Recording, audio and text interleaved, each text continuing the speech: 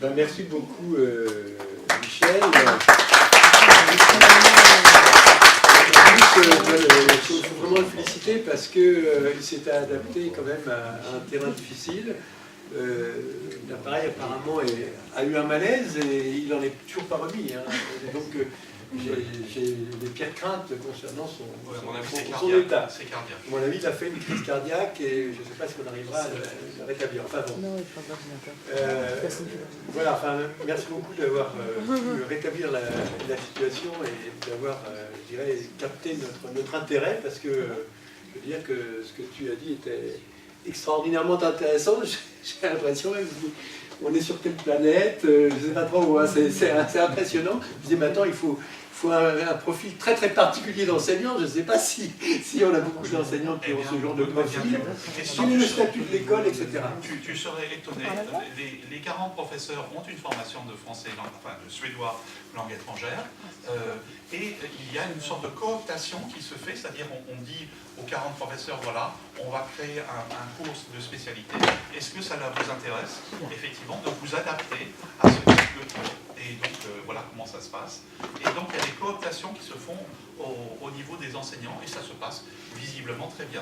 Alors, moi, je suis allé à Göteborg plusieurs fois, j'ai rencontré les responsables de l'école, je travaille avec eux sur le projet. On était à Stuttgart ensemble il y a quelques mois, on va se retrouver à Oslo au mois de septembre, et on avance. On avance pourquoi? On avance pour que ce principe qui est gagnant-gagnant puisse effectivement se répandre à travers l'Europe. C'est ça l'idée. Peut-être que tu seras intéressé de...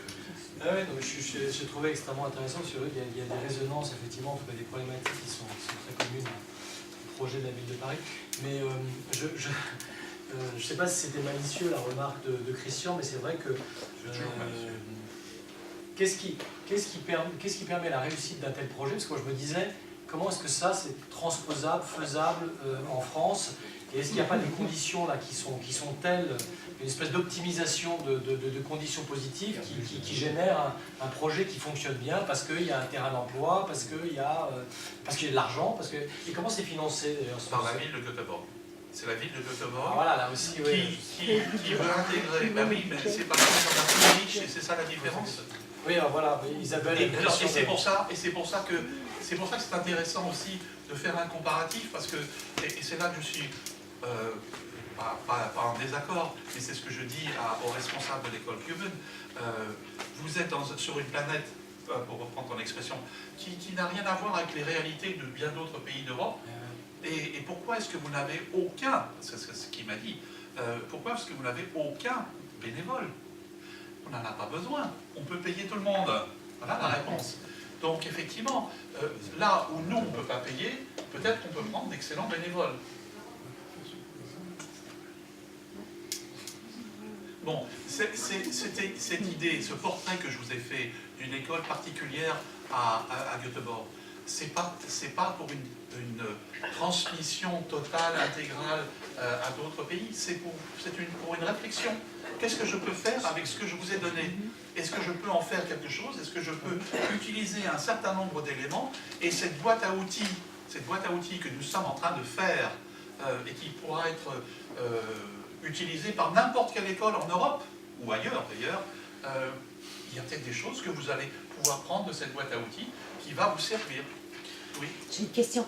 À Stuttgart, il y a donc également une école ou elle n'existe qu'à Göteborg? Alors, cette école va exister à Stuttgart. Elle va être créée à Stuttgart. Et elle s'appellera comment? C'est déjà connu? Je ne sais pas, je vous dirai en temps voulu. Mais vous avez raison de poser la question. Mais les premiers intéressés par cela, c'est les universités populaires. C'est-à-dire les Volkshochschule en Allemagne. Hein.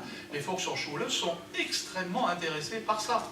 Parce que d'abord, il y en a partout, parce que dans toutes les Volkshochschule en Allemagne, on accueille des migrants et des réfugiés, et eux veulent immédiatement prendre ça en main.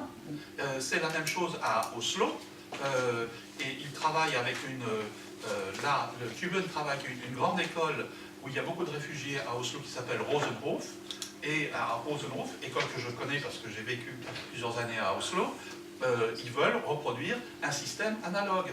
Mais là encore, on parle de pays riches. Donc il faut voir, à partir de ces éléments que je vous donne, je pense qu'il y a des éléments à prendre. Il y a des choses intéressantes. Et c'est pour ça que je serais content de pouvoir effectivement vous donner ce PowerPoint pour que vous en fassiez déjà dans la réflexion. Et là, à la fin de ce mois-ci, je suis à Graz, où il y a ce groupe de chercheurs qui travaillent sur les réfugiés et les langues, et je vais leur présenter effectivement ce projet et leur dire, voilà, par rapport à ce que vous faites, voilà, comment est-ce qu'on peut travailler ensemble.